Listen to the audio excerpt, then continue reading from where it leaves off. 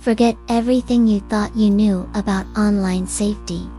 Because today, we're exposing the true digital specters, unverified, yet undeniably chilling, accounts from the dark web's most disturbing corners. Prepare to navigate hidden marketplaces and forums where horror isn't just a story.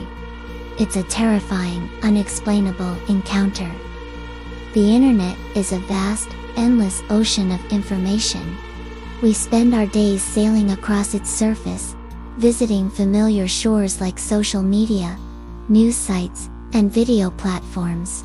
But beneath this bright, well-lit world lies a deeper, darker layer. They call it the dark web, a place where anonymity is king, and the normal rules of society don't apply. Most of us have only heard whispers and rumors about what goes on down there. Today, we're not just going to whisper. We're diving in. These are the digital specters, the true horror stories that have crawled out from the hidden corners of the internet. Let's start with a story that feels like a modern-day ghost in the machine. It comes from a user who called himself J_Coder. J_Coder was a programmer, fascinated by the architecture of the dark web.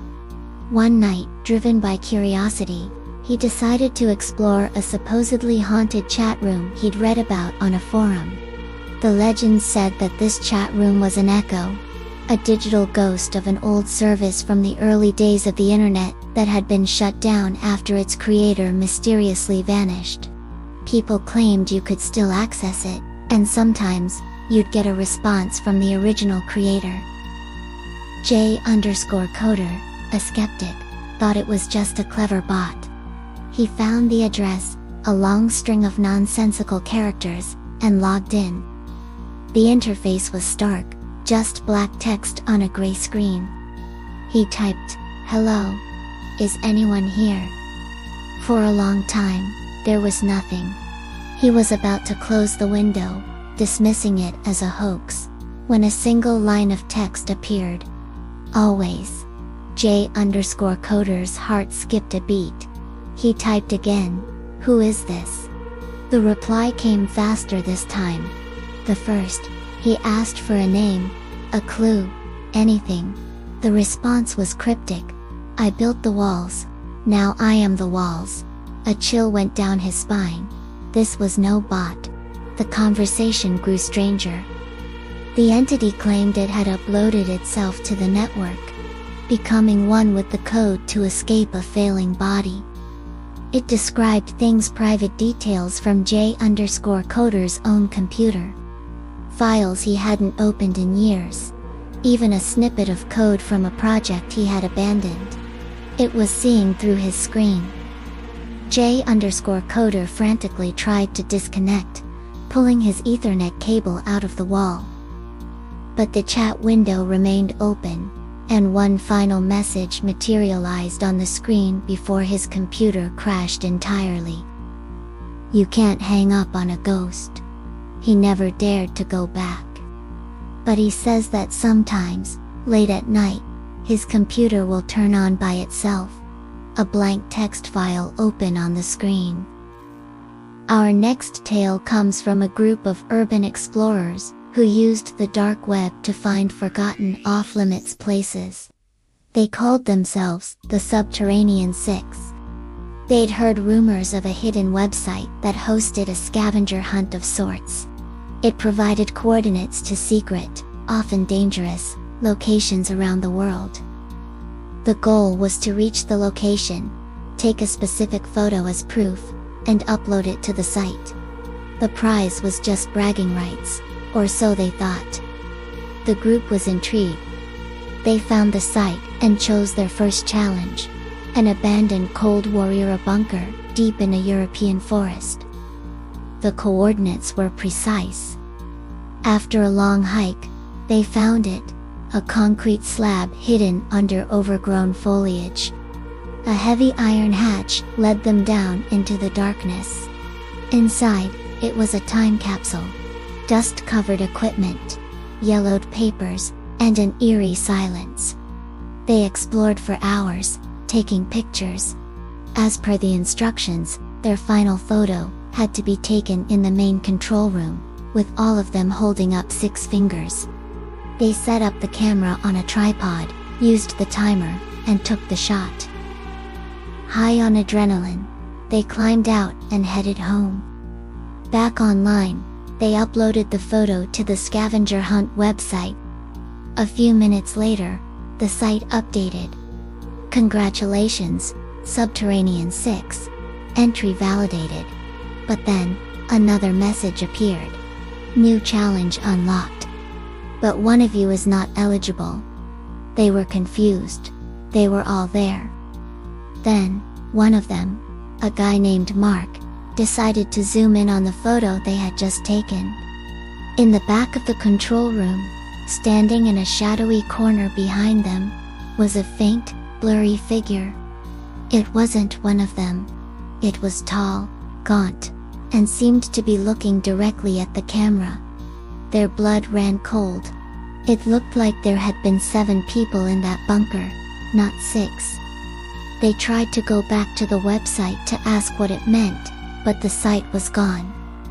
A few days later, Mark, the one who spotted the figure, got a message on his encrypted email account, an account only the group knew about. It contained a single image, a close-up of his face, pulled from the group photo. The subject line read, "You saw me." The rest of the group cut all contact, terrified of what they had invited into their lives. The digital scavenger hunt wasn't just a game. It was a way for something to find them. This last story is perhaps the most unsettling, because it blurs the line between the digital and physical worlds in a terrifying way. It involves something known as a red room. For years, red rooms were considered an urban legend of the dark web, supposedly live streams where viewers could pay to watch unspeakable acts performed on a person in real time. Most researchers and experts dismissed them as hoaxes, designed to scam people out of cryptocurrency. But one investigative journalist, let's call him Alex, wasn't so sure. He spent months trying to verify their existence. He followed leads, infiltrated private forums, and built a reputation as a serious buyer. Finally, he received an invitation. It was for a private one-time stream. The price of admission was steep, but Alex, using funds from his publisher, paid it. He was given a time, a date, and a link. When the time came, he clicked it. The stream flickered to life. It showed a person, tied to a chair in a dimly lit, bare room, painted entirely red. A figure in a mask stood beside them. Viewers in a chat box were making suggestions, voting on what would happen next. Alex felt sick. This was real. But his job was to get proof. He discreetly started a screen recording, capturing everything. He knew he had to report this to the authorities immediately. As he was about to close the window, the masked figure on screen turned, looked directly into the camera, and held up a piece of paper. On it was written Alex's full name and his home address. The chat box exploded with laughter. The final message Alex saw before the stream cut out was from the host. "Thanks for joining us. Alex, we've been expecting you." He abandoned his apartment that night, leaving everything behind. The footage he recorded was useless without context. And he couldn't go to the police without explaining how he got there, implicating himself. He lives in constant fear, knowing that the specters from that red room know who he is, and that they watched him, just as he watched them. These stories from the deep, dark corners of the internet serve as a chilling reminder. The web is not just a tool, it's a place. And like any place, it has areas you should never, ever wander into. Anonymity can be a shield, but it can also be a mask for things we'd rather not believe exist. The digital specters, the haunted chat rooms, the sinister games, the watchers in the shadows are, more than just code. They are echoes of human darkness, given a new and terrifying home online. Thanks for watching. Stay safe out there, and maybe stick to the brighter side of the web. Don't forget to like and subscribe for more dives into the unknown. See you next time.